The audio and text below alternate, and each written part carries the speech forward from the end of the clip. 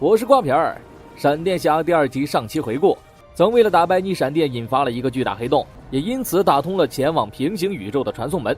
来自地球2的 Zoom 为了成为唯一也是最强的极速者，派人来刺杀地球1的闪电侠 Barry， 而地球2的闪电侠杰也来到了这个时空，但他失去了神速力。为了击败 Zoom， 杰决定留在地球1帮助 Barry。城市里共有52个传送门，其中一个就在实验室的正下方。晚上，一个长得和威尔斯一模一样的男人走出了传送门。另一边，近期斯泰因总是突然间失去意识，失去罗尼的火风暴也逐渐脱离控制，他们必须找到另一个代替罗尼的人。自从罗尼牺牲后，凯瑟琳就一直关注着这个方面。有2个人的医疗数据证明，他们的 DNA 遭受过加速器的辐射。Barry 在神不知鬼不觉的情况下偷了他们的血液样本，接下来只要耐心等待匹配结果。回到警局，Barry 和佩蒂正在解决一起鲨鱼人的袭击案件。接到斯泰因苏醒的消息， Barry 立刻赶了回去，匹配结果也显示2个人都是最佳人选。接下来只需要说服他们成为火风暴。凯瑟琳认为科学家休伊特比较合适， Barry 却更中意身体素质各方面都更好的杰弗逊。就在大家分头行动的时候，威尔斯已经悄悄潜入了实验室。Barry 和斯泰因一起见到了杰弗逊。2年前，杰弗逊是一个橄榄球运动员，粒子加速器的爆炸让他断送了运动生涯，从事起了汽车维修的工作。听说2个人是为了加速器爆炸的事情而来，杰弗逊的耐心全无。Barry 留下一张名片就转身离开了，反而休伊特非常乐意参与实验。同样身为科学家又是斯泰因博士的粉丝，2个人接触起来非常融洽。首次融合就以失败告终，显然休伊特并不是最佳人选。对此，他表现出了极度的失望和愤怒，但短暂的接触还是改变了他的身体。深夜，威尔斯盗窃了水星实验室的设备，并且被蒂娜博士看到了面容。乔根本不相信威尔斯博士会再度出现，毕竟威尔斯死在了他们面前。但不管怎么样，乔都不能让 Barry 知道这件事儿。好不容易 Barry 才走出了他的阴影，乔也命令佩蒂不能说出去。而 Barry 他们把最后的希望杰弗逊也请了过来，理由是可以借此治愈他的身体，让他继续橄榄球生涯。当他听说自己过来是为了成为火风暴的，杰弗逊内心是拒绝的，这让本就不看好他的凯瑟琳非常恼怒，还把杰弗逊当成了懦夫。另一边的休伊特已经变得极度暴躁，和同事吵架的时候彻底激活了他体内的力量，造成了巨大的破坏。休伊特也被列入了罪犯名单。希斯科调查了他的底细，才发现这个人有暴怒症。斯泰因的状况越来越差，凯瑟琳亲自找到杰弗逊，为自己的言语道歉，还把罗尼牺牲自己的事情告诉了他。拯救全城的人在杰弗逊眼里就是个英雄，只是他不知道自己能不能胜任这个角色。休伊特这时赶了过来，他正准备报复凯瑟琳，就被杰弗逊敲晕了过去。2人顺势逃到了实验室。斯泰因博士的体温已经上升到了142度，再这样下去他必死无疑。杰弗逊终于决定和博士融合，这是他证明自己最好的机会，事实也证明他才是最佳人选。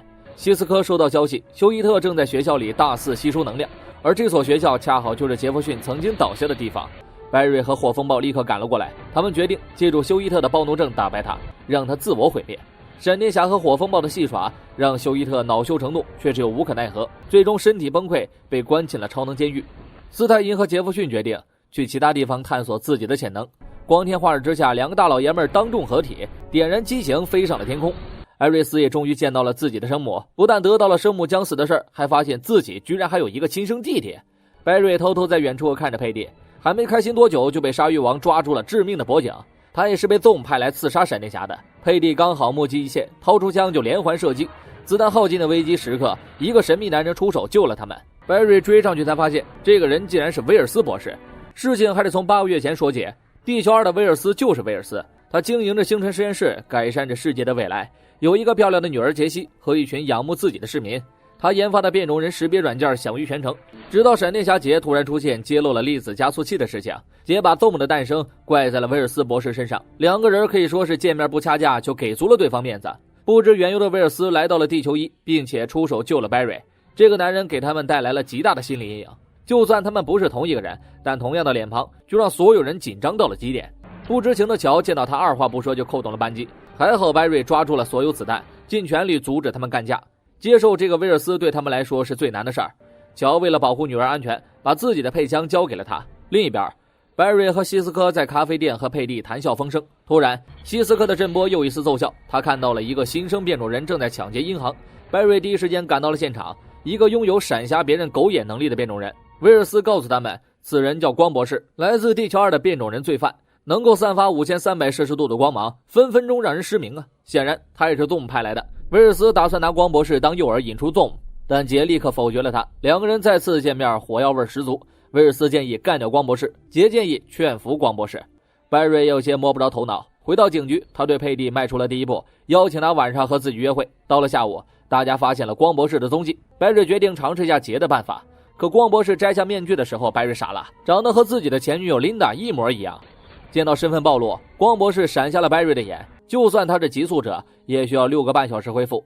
威尔斯对此非常不满，他认为白瑞不应该试图说服光博士。当他们听说光博士就是地球2的琳达时，他们意识到地球1的琳达有危险了。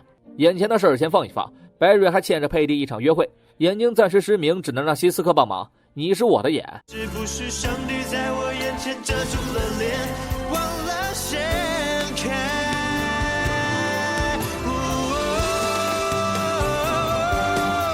你是我的眼。琳达就由凯瑟琳和杰暗中保护。天色越来越晚，白瑞的视力慢慢恢复了原样。凯瑟琳和杰也遭遇了光博士的袭击，光博士冲进报社威慑琳达。艾瑞斯掏出了乔的配枪，就扣动了扳机，也只是打掉了他的面具。琳达震惊之余，杰赶了过来，这才让琳达逃过一死。而此时的白瑞还在和佩蒂吻别，这件事更加激化了威尔斯和杰的矛盾。威尔斯认为杰只会逃避再逃避，永远活在 Zoom 的阴影之下，但白瑞的勇气足够打败 Zoom。说着，两个人就动起了手。白瑞想要劝劝威尔斯，却在对话里说出了光博士面具被艾瑞斯击落的事情。